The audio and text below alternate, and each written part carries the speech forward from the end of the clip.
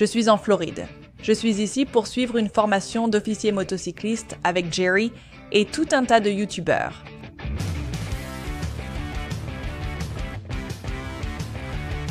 Jerry Motorman Paladino ici. C'est le grand jour, Doodles.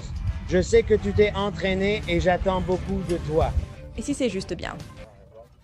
Non, je veux que ce soit excellent. Bonjour, je suis Meg, de la chaîne Le Voyage à moto de Meg. Notre caméraman nous accompagne et va réellement participer cette fois-ci. Andy, MCC Just Motors de Baltimore, Maryland. Oui, je suis Jogo de Jogo Adventures à moto. Tu vas me mettre sur la grosse moto aujourd'hui, d'accord? D'accord. C'est celle-là, l'ancienne moto de police. Je suis super excitée.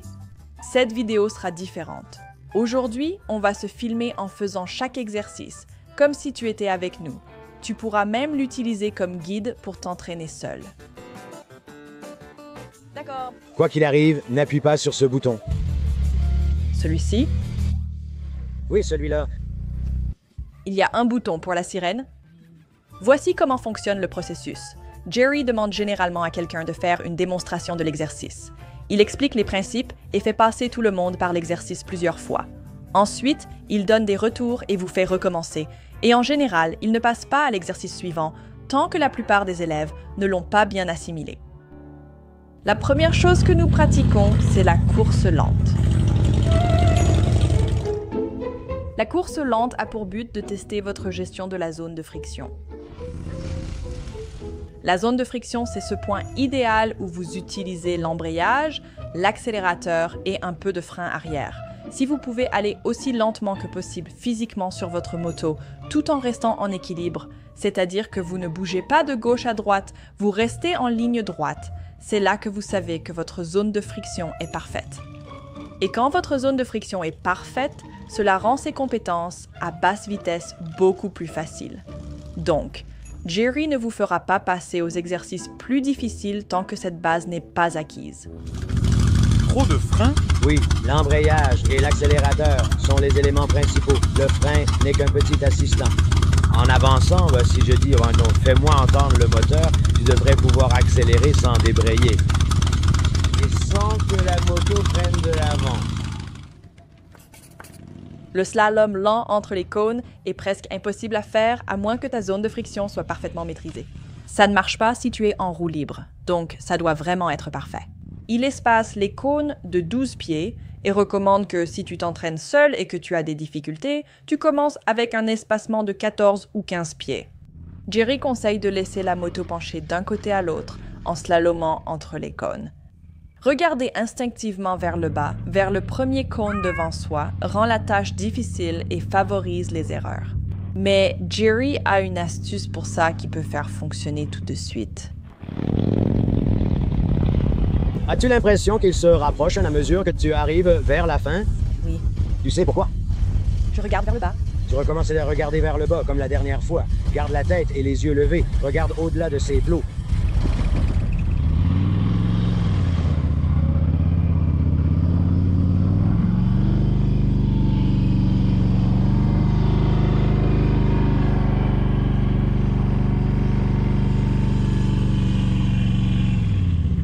Ouf! Je ne m'attendais pas à réussir ça. Je ne m'attendais pas à réussir ça.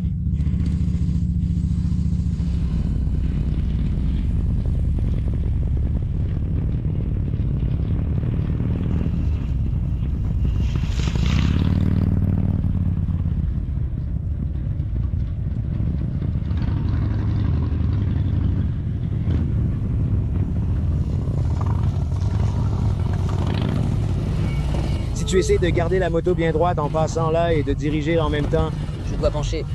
ce que tu fais plutôt bien avec l'embrayage et l'accélérateur parce que c'est plus difficile de diriger en restant droit que de la laisser pencher, mais tu dois accélérer et tourner le guidon de façon beaucoup plus agressive d'un côté à l'autre pour faire avancer la moto beaucoup plus loin.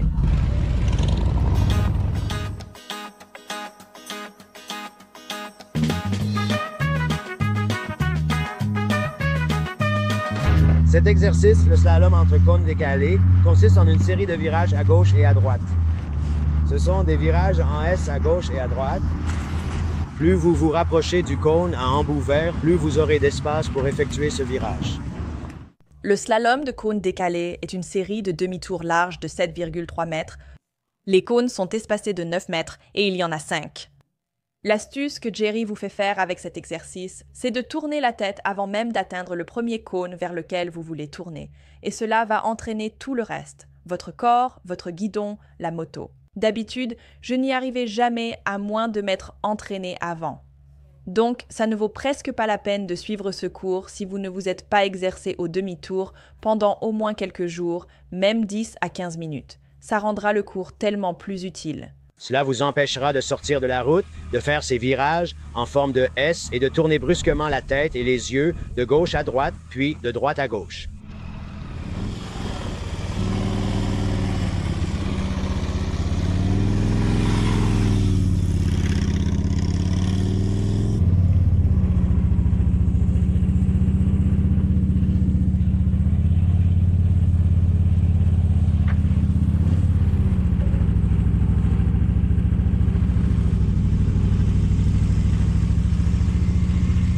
L'accélération était bonne, mais attention à ne pas trop en donner.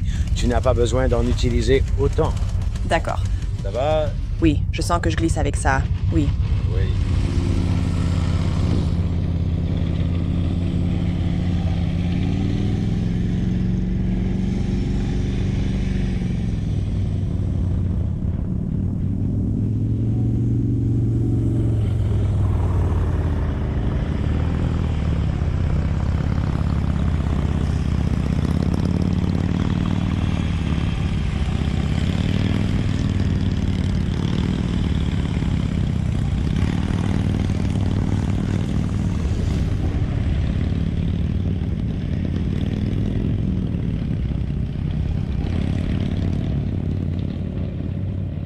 Il faut aller plus vite, Meg.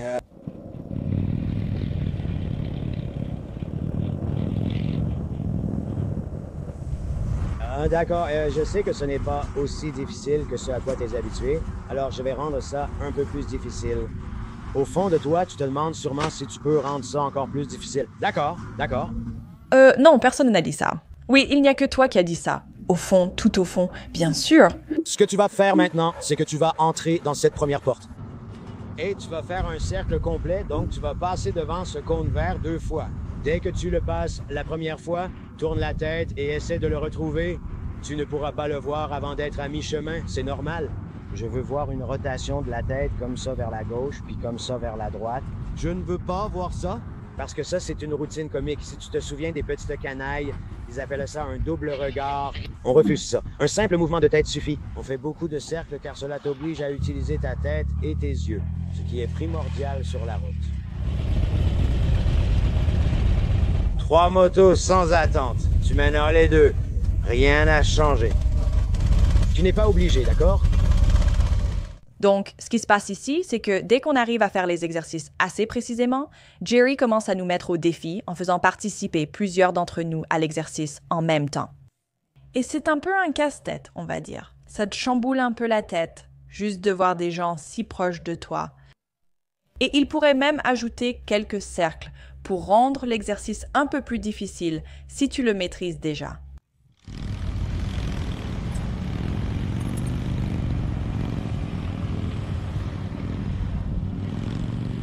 Regarde-le en octobre par exemple, et c'est difficile de s'y tenir à ce moment-là. Tellement serré. Oui, c'est vraiment serré. J'ai dit que j'avais mis un nouvel embrayage sur la moto en octobre et il est tellement serré. Oh, on pourrait régler ça. Oui, j'aimerais qu'il soit un peu plus souple. Oui, refais-le encore une fois, d'accord. D'accord. Et ensuite, garde-toi près de ce... table, et on fera une pause, et je réparerai cet embrayage. Oh, merci. Fais gaffe à l'accélérateur. Tu connais le prix de cet embrayage, vu que tu viens d'en acheter un, pas vrai? Oui. Tu ne veux pas en acheter un autre, n'est-ce pas? Non, ça coûtait environ 100$. Nous avons ici une intersection en forme de trèfle à 4 feuilles. Vous arriverez ici où vous pourrez voir les flèches. Gaillard, quand tu arrives au cône vert, freine complètement et fais un demi-tour. Même chose là-bas. Tu veux trouver le prochain cône vert, dès que ton demi-tour est terminé là-bas, tu regardes déjà. Donc, je t'ai donné quoi? T'as 2-3 mètres pour te tromper et quand même réussir. Super, c'est vraiment bien, Jerry. Je suis un gars charitable. Je viens de rater ça, mais je ne l'ai pas filmé. Vous allez juste me voir réussir. Donc, l'intersection est ce trèfle à 4 feuilles avec le demi-tour placé à 24 pieds de distance. Et si vous le faites dans un sens, Jerry vous renverra généralement dans l'autre sens. C'est ici que beaucoup d'élèves, surtout s'ils ne se sont pas entraînés, laissent tomber leur moto en cours. Ou alors, ils dérapent complètement et sortent totalement du trèfle à 4 feuilles. Si vous êtes chez vous et que vous avez besoin de vous entraîner, gardez simplement à l'esprit que les places de parking font environ 9 pieds de large. Donc, si vous essayez de vous entraîner à faire des 8 ou simplement à faire un demi-tour dans 2 places de parking, si c'est juste votre objectif, ça rendra ce cours tellement plus facile.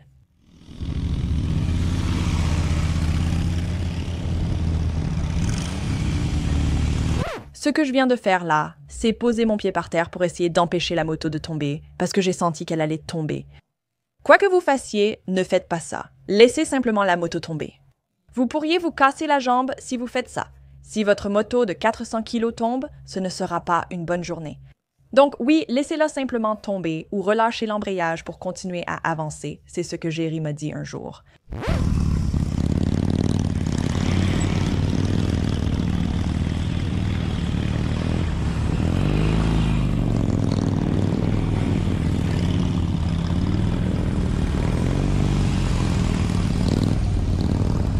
Allez, allez.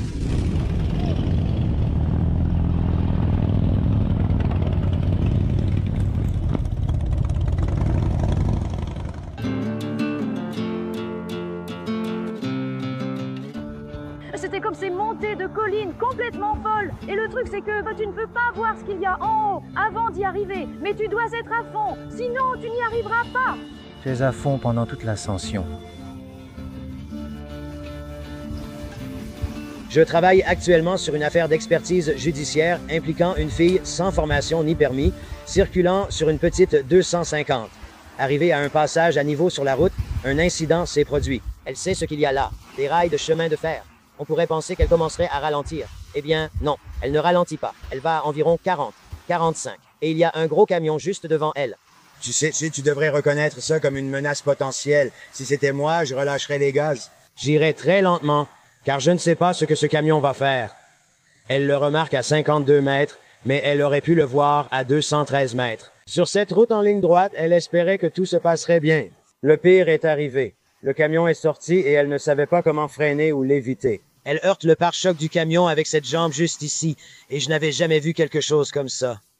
Il y avait tellement de choses qui sortaient de sa jambe que je n'ai pas réfléchi. Je veux dire, ça ressemblait à 7 kilos de viande hachée. La jambe était complètement ouverte. C'était horrible. Je n'ose pas imaginer le contenu, mais ça ressemblait à ça. Mon Dieu. Et elle, crois-le ou non, c'était il y a 2 ans. Elle est sortie en marchant. Ils ne lui ont pas amputé la jambe. Ah, wow. Mais c'est 99% des accidents de moto sont évitables. Si tu regardes devant toi, tu peux éviter un accident et prendre une décision. Elle ne l'a pas fait. Elle a continué à rouler en espérant que tout irait bien, mais ce n'est pas ce qui s'est passé.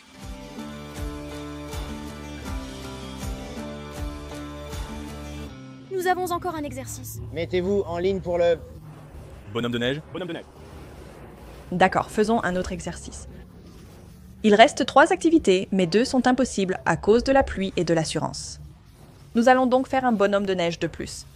Avant, j'avais très peur du bonhomme de neige, mais je me suis bien entraînée. On verra bien.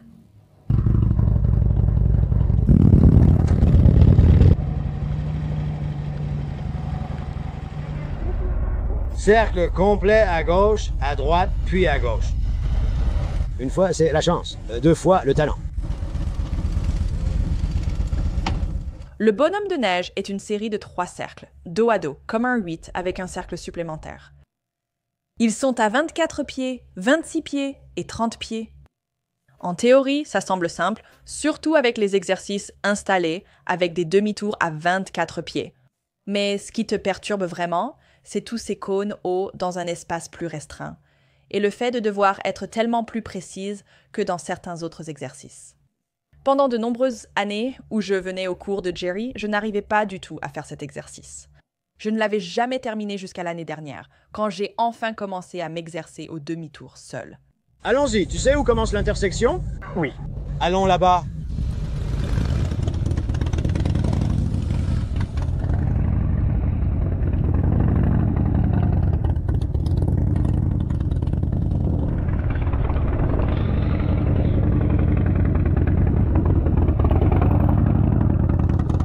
Regarde ici. Regarde là-bas.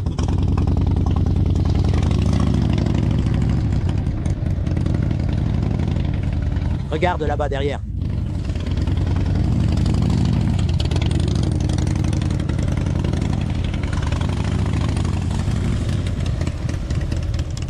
Pour finir la journée, un peu de compétition serait parfait. Ceci est le trophée du meilleur cavalier de la classe. Pour l'obtenir, vous devrez traverser l'intersection le plus vite possible en faisant le moins d'erreurs possible. Si vous posez un pied au sol, j'ajoute 1 seconde. Si vous touchez un cône, j'ajoute 1 seconde. Si vous sortez de la zone, c'est terminé pour vous. C'est à ce moment-là que vous obtiendrez ceci. Donc, il faut le mériter. Mais la bonne nouvelle, c'est que nous avons un deuxième prix. Le deuxième prix est une photo du véritable gagnant du trophée. Vous savez, c'est déjà quelque chose. Enfin bref. Pas d'entraînement? Pas d'entraînement. D'accord, pas d'entraînement. Tu t'es entraîné toute la matinée? Le temps moyen ici est de 32 à 34 secondes en conduite. D'accord. Qu'est-ce que tu penses que tu vas faire? 32 secondes. Non, tu peux faire mieux que ça. Prêt, partez.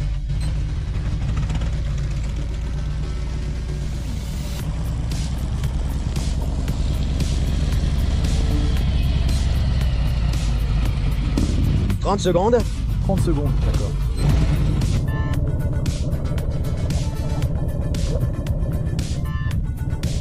À vos marques, prêt, tu parles. «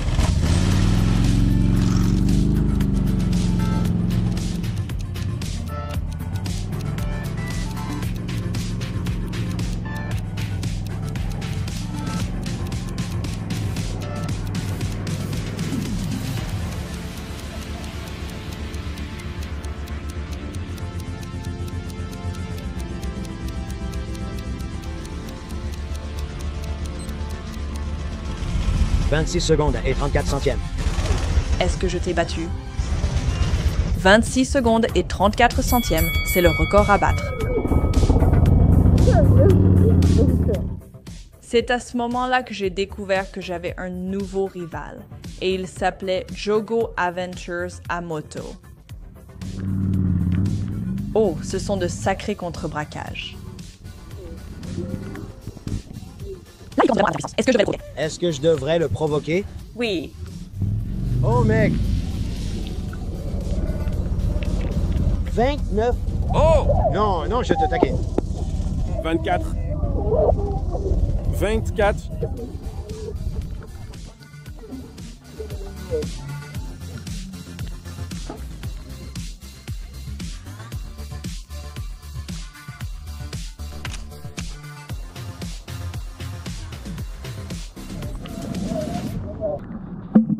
Tu t'es tellement amélioré par rapport à avant, parce que j'avais vu les premiers entraînements que tu faisais avec lui. Et franchement, ça fait beaucoup de progrès. Je sais que tu as vraiment travaillé dur pour ça, et ça se voit. Je sais, merci. La pratique apporte clairement des résultats, c'est évident. Je sais, Et nous voilà sous une pluie battante. C'est magnifique, c'est quelque chose de beau. merci.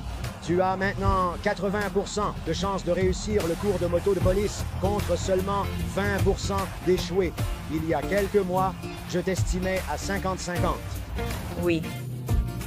Selon les motards de la police rencontrés pendant la semaine de la moto, aucune femme n'a jamais réussi le cours dans le Maryland. J'y ai pensé juste pour pouvoir dire qu'une femme l'a fait. Je pense que je devrais le faire. Ouais. Merci. Quoi? Ne le mouille pas. Merci, Jerry. Merci à vous d'être venu et d'avoir fait ça. Jerry, merci beaucoup. Voilà Meg et le caméraman Mike. À ce soir. Alors, tu as dit que nous n'étions pas la meilleure classe que tu aies jamais eue? Non. Qui l'était? Je ne te crois pas. Oui. Je veux dire, qui pourrait être meilleur? Sérieusement, qui était le meilleur? On a super bien réussi, comme tu l'as dit. Tu as très bien réussi, mais j'ai déjà eu des cours où tout le monde dans la classe s'entraînait, certains anciens motards de la police qui retrouvèrent leurs compétences, certains pilotes de compétition. Tu nous as donné quelques déclencheurs ici. Et si tu reviens dans un an, c'est à moitié prix. D'accord. Si vous voulez voir plus de séances d'entraînement complètes, dites-le moi en commentaire si vous aimez ce genre de vidéo. J'espère que vous comprenez, mais j'essaie de ne répondre aux commentaires que le premier jour de la sortie de la vidéo. Pour une réponse garantie et soutenir cette chaîne, vous pouvez me soutenir sur Patreon où je répondrai toujours à vos messages. Ou vous pouvez devenir membre de la chaîne YouTube et je pourrai retrouver vos commentaires si vous êtes membre. Et si vous voulez connaître les conseils condensés de ce que j'ai appris en 12 000 demi-tours au cours de l'année passée, et des cours comme celui-ci, regardez ensuite les erreurs courantes lors des demi-tours.